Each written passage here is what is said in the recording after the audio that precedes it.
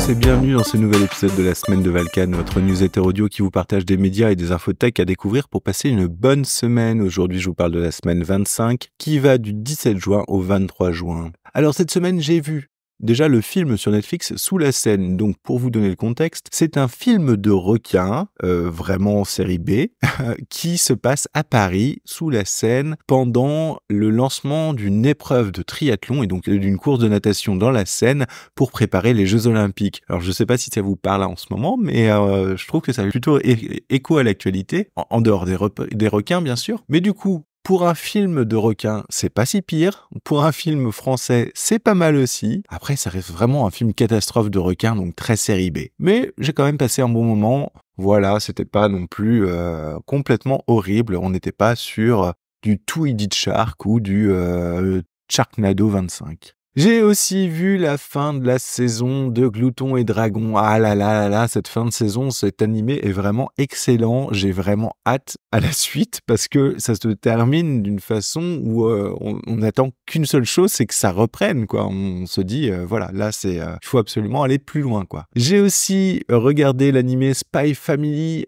J'ai un peu de mal à accrocher au début, mais au final, c'est un animé très très sympa. La question que pose cet animé est super intéressante. Est-ce que dans nos vies de tous les jours, nous ne jouons pas un rôle, nous ne portons pas un masque? Est-ce que nous ne faisons pas certaines choses juste pour correspondre à l'image que nous voulons renvoyer? Voilà, ça pose pas mal d'interrogations comme ça au final. Mais bon, c'est beaucoup plus léger dans l'animé, c'est très drôle, c'est très fun. C'est donc un espion qui s'est vu confier la tâche de créer une famille de toutes pièces. Donc il a été adopté une petite fille qui se révèle être un sujet d'expérience et qui est à moitié télépathe, et il a réussi à convaincre une femme de l'épouser parce qu'ils ont tous les deux des intérêts communs à être mariés pour ne pas être dénoncés à la police secrète, parce que cette femme est elle-même une tueuse à gages. Donc voilà, donc ça crée quelque chose une dynamique assez fun, assez drôle, et il y a pas mal de choses qui en découlent.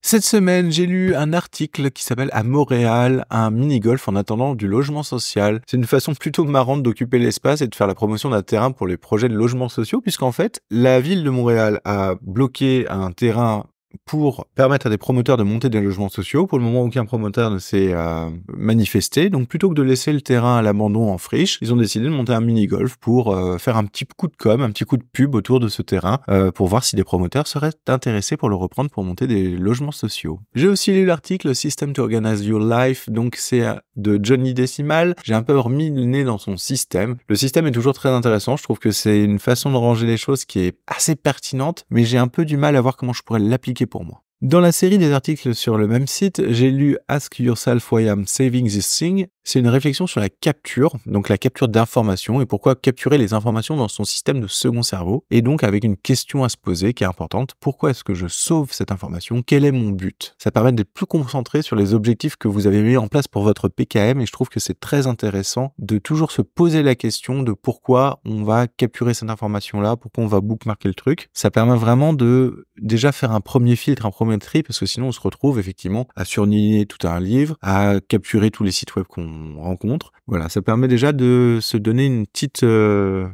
marge, un petit cadre en fait pour capturer les informations. J'ai aussi lu l'épisode de la newsletter de Chris Bailey qui s'appelle Look at Me Purchases. C'est une réflexion sur les achats qui procurent du fun, de l'excitation temporaire, un petit peu comme le Shiny Tools Syndrome, en fait, qui rendent addict à ce type d'achat. Parce que chaque achat va provoquer un boost d'adrénaline, de récompense, de sérotonine pour ce nouvel objet, ce nouveau jouet, ce nouveau Shiny Tool, en fait. Hein. On est vraiment dans le même contexte, mais qui va du coup passer très vite et qui va par là même rendre les gens addicts en fait. On va se retrouver dans une boucle d'achat pour acheter toujours les dernières nouveautés, pour avoir cette satisfaction d'avoir acheté quelque chose de fun, de brillant, etc., etc. Et j'ai beaucoup aimé la façon dont il termine sa newsletter par une petite phrase. Lorsque l'argent est une ressource limitée, il est préférable de le consacrer à des expériences avec d'autres personnes ou à des choses qui ont une fonction ou un but dans notre vie. Et c'est vrai en fait que l'argent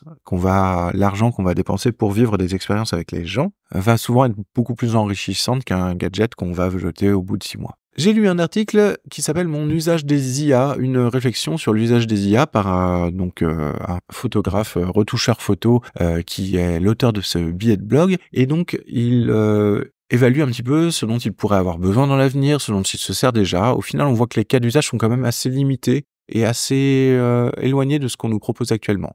Lui, il va se servir effectivement de l'IA pour son appareil photo, pour avoir un bon autofocus. Alors, je ne sais pas si vous avez fait un peu de photos, mais effectivement, l'autofocus, c'est aussi permettre de bien faire la mise au point sur le sujet que vous voulez cibler, malgré le mouvement, la vitesse, etc., etc.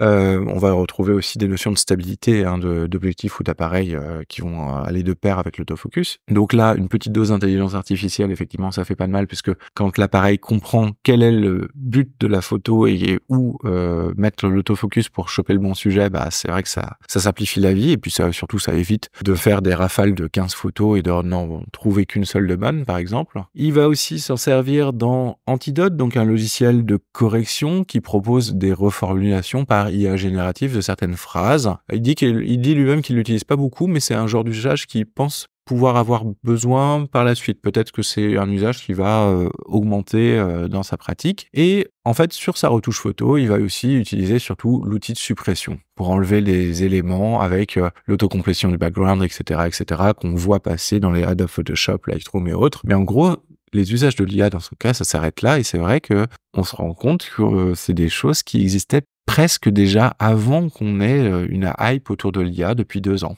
C'est-à-dire que les autofocus intelligents, oui, ils sont un peu meilleurs maintenant, mais ça existait déjà. Les propositions de reformulation de phrases et autres, alors bien sûr maintenant ça va plus loin, mais c'est des choses qui existaient déjà, et la partie recomplétion du background, enlever les éléments, c'est des choses qu'on faisait déjà avant, et qui sont maintenant rendues, on va dire, plus rapides, via de l'IA générative, de l'analyse d'images, etc. Mais voilà, est-ce qu'on a vraiment besoin de tout ce qu'on nous présente en termes d'IA? Ça, c'est une autre question. Et j'ai lu un article sur Slate qui est une découverte chamboule ce qu'on pensait savoir sur les débuts de l'histoire de la Terre. Alors, c'est un article que j'ai trouvé plutôt intéressant. Ensuite, c'est un article sur Slate, donc comme c'est que du pigiste, faut toujours faire attention et prendre les choses avec des pincettes. Mais en gros, des scientifiques ont découvert que l'apparition de l'eau douce avait eu lieu bien avant ce qu'ils pensaient savoir sur la Terre. Ça peut remettre en question pas mal de choses sur la théorie de l'apparition de la vie sur Terre, et donc potentiellement que la vie sur Terre sera apparue bien avant ce qu'on pensait, et donc que l'évolution aurait pris par exemple plus de temps, ou qu'il y avait des choses de l'évolution qu'on n'avait pas vues, etc., etc. Donc moi j'ai trouvé ça plutôt intéressant, j'ai trouvé ça plutôt marrant qu'on fasse encore des découvertes là-dessus, et qu'on aille encore plus loin dans la compréhension des débuts de la Terre en fait. Cette semaine, j'ai écouté le 2e épisode de C'est plus compliqué que ça sur Coubertin et la naissance de l'olympisme, la naissance des JO modernes. Donc c'est toujours super intéressant, je vous invite vraiment à l'écouter parce qu'on apprend plein de choses sur le pourquoi, surtout du comment est arrivé la création des Jeux olympiques modernes. J'ai écouté aussi un podcast qui s'appelle Deux connards dans un bibliobus et qui parle en fait des élections et de tout ce qui s'est passé avec la montée de l'extrême droite, etc. Moi, c'est un épisode qui m'a beaucoup parlé, qui donne beaucoup de pistes documentées de ce que peut faire l'extrême droite. Alors, essentiellement en bibliothèque, parce que c'est leur domaine de spécialité, mais ça donne des pistes de ce que peut faire l'extrême droite une fois au pouvoir, notamment dans les milieux de la culture, comment ils vont utiliser leur pouvoir pour censurer, propager leurs idées, etc., etc. De sabrer, en fait, le multiculturalisme, sabrer, en fait, le devoir d'information publique du service public. Donc, voilà, moi, je trouve ça quand même très inquiétant ce qui s'est passé, et on va voir ce qui se passera lors des prochaines élections. J'ai écouté le podcast dont vous êtes le héros, le temple de la terreur. Donc a priori c'est un livre dont vous êtes le héros qui est pas forcément qui est très dur et qui est pas forcément super bon, il n'a pas fait forcément l'unanimité, mais ça donne envie d'essayer de créer son livre dont vous êtes le héros, ou au moins de faire une aventure avec Twine, donc un petit logiciel qui permet justement de faire ce genre d'histoire interactive, et franchement plus ça va, plus ça me démange de m'y mettre. Il va falloir que je me mette à poser toutes mes idées, faire un scénario, mais c'est encore un nouveau projet dans les What 1000 projets qui sont déjà en cours. J'ai écouté Learning from Data, l'épisode 37, donc numérique et transformation des institutions. Donc c'est une interview très très intéressante de Antoine Geismüller, qui est le doyen de la faculté de médecine de Genève et qui a eu un parcours très atypique puisqu'il a été développeur informatique en plus d'être médecin, et il a été pionnier en fait dans l'informatique médicale. Donc c'est vraiment sympa de voir comment ce domaine de l'informatique a évolué, comment il a pu en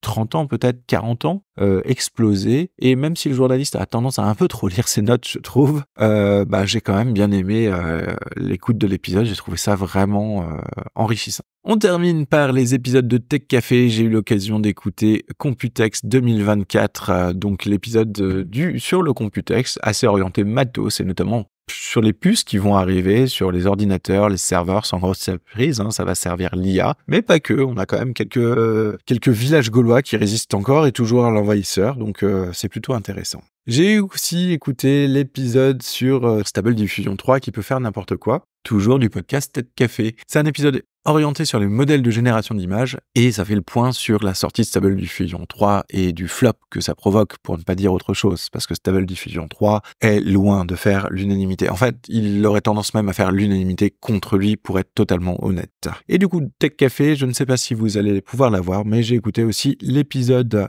supplément sur Showrunner, Netflix sur mesure et Birial. Donc c'est un épisode qui continue en fait sur les IA génératives d'images et qui va un petit peu plus loin dans l'actualité et ce qui se passe autour des IA génératives, et notamment avec Showrunner, une sorte d'IA qui va pouvoir créer des petits films d'animation de 15-30 secondes complètement automatisés par l'IA. Pour le moment, c'est pas encore complètement au point, mais c'est une technologie qui va sans doute bientôt faire parler d'elle. Au niveau des projets cette semaine, j'ai travaillé à fond sur mon jeu Cthulhu PBTA, ceux qui luttaient dans les ténèbres. Je vais continuer la semaine prochaine, refaire un playtest, on va refaire des tests. J'ai vraiment envie de terminer et d'avancer sur ce jeu parce que c'est vrai que ça fait longtemps que ça traîne et je me suis dit qu'il fallait que je me focus un petit peu sur un seul projet puisque sinon je me disperse et je n'arrive pas à avancer.